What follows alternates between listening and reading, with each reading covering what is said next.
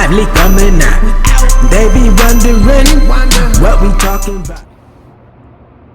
Yo, I just finished watching that Blood, Sweat, and Tears episode 2 with Shakur Stevenson and Oscar Valdez.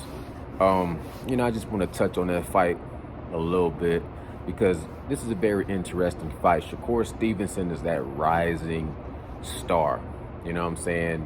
Like a meteor, you know what I mean? He definitely has all the abilities. He's surrounded by the right people: Terrence Bud Crawford, Andre Ward, Jay Prince. I mean, he's soaking up knowledge and game from just a plethora of experienced guys in business and boxing, and you can tell they impute a lot of wisdom, and you can tell he soaks everything up like a sponge. And to me, he's a perfect fighter. He's a perfect fighter, just young. But other than his youth, youth is usually wasted on the young. But in this case, his youth is going to give him the ability to have a very long, dominant reign as a champion in whatever weight division he finally lands on. But right now, chasing after Oscar Valdez, I just look at this guy who got like the world at his fingertips, because he really don't have no pressure. A little bit of pressure, but he don't have a lot of pressure in this fight. Don't take it the wrong way. Oscar Valdez is a threat. I think this is the biggest threat, the highest hurdle, the most adversity that I've seen Shakur Stevenson have to face. You know what I'm saying? I've seen him face a little bit of adversity with Jeremiah Nakatilia, where he still had a little bit more of that amateur style. He just really didn't seem like he wanted to get hit at all. And I think that affected his ability to sit down on punches and do some damage.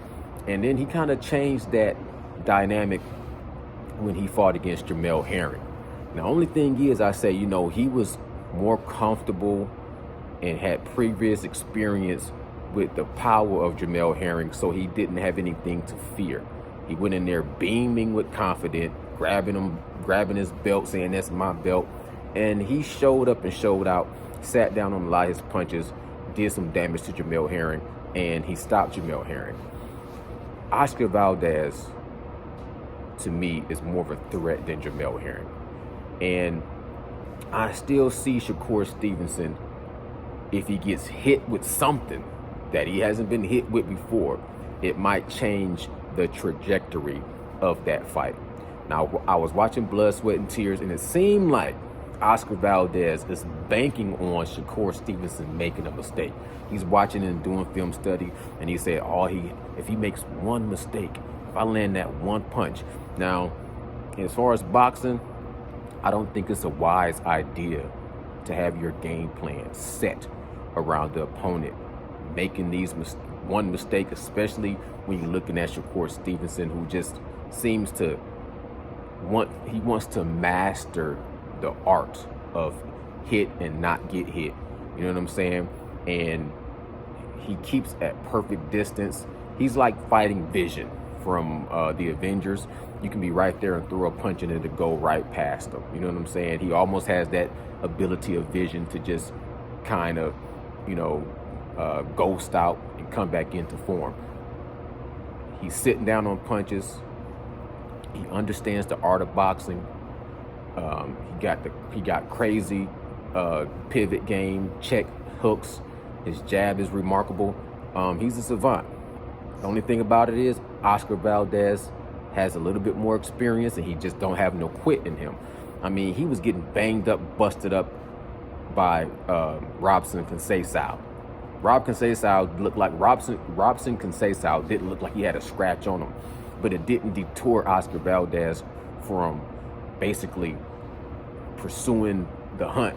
I mean, there was nothing, even though it looked like he was getting beat to the punch by Robson Conceição, Oscar Valdez, he just grits. He's the type of fighter that will keep coming at you, keep throwing punches.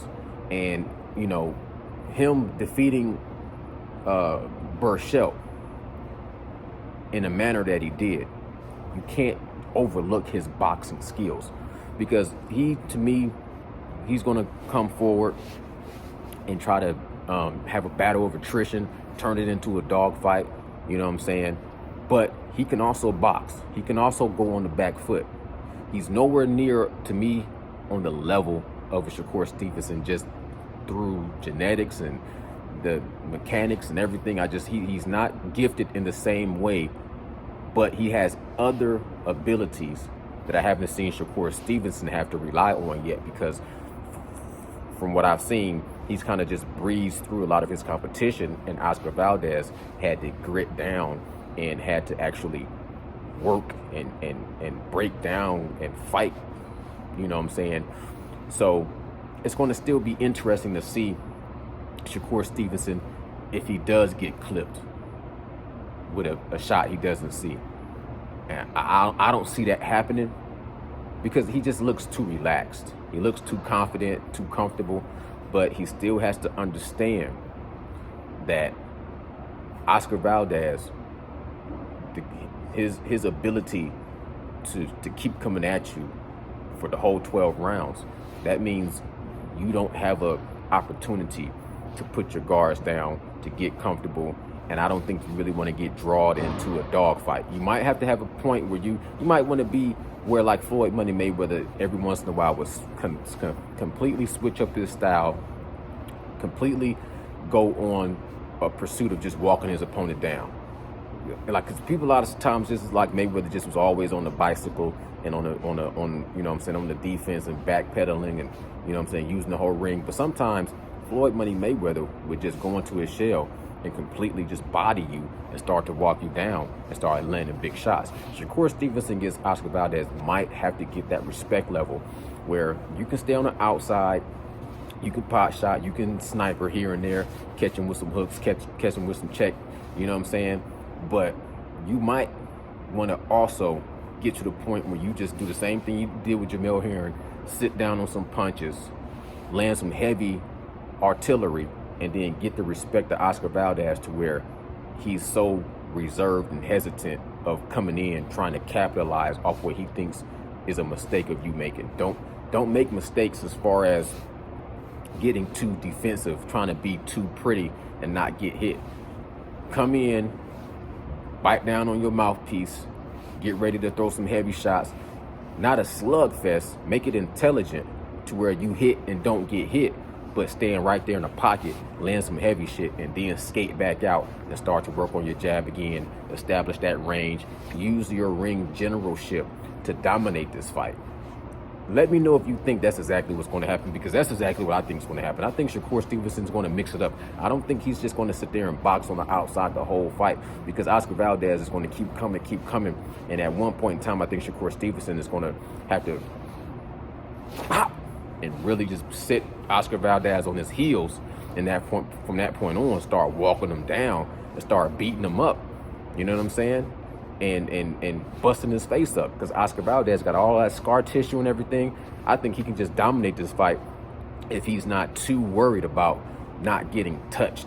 I like the idea of swimming underwater and not getting wet and slick stuff like that, but at the same time, when you're trying to make this statement, I don't think you should show fear of Oscar Valdez's power. Once you kind of put some work in, slowed him down, took a little steam off his punches towards the mid rounds, sit down on some of them punches and rip some shots at him, and let everybody see that it wasn't a fluke that you hurt Jamel Herring.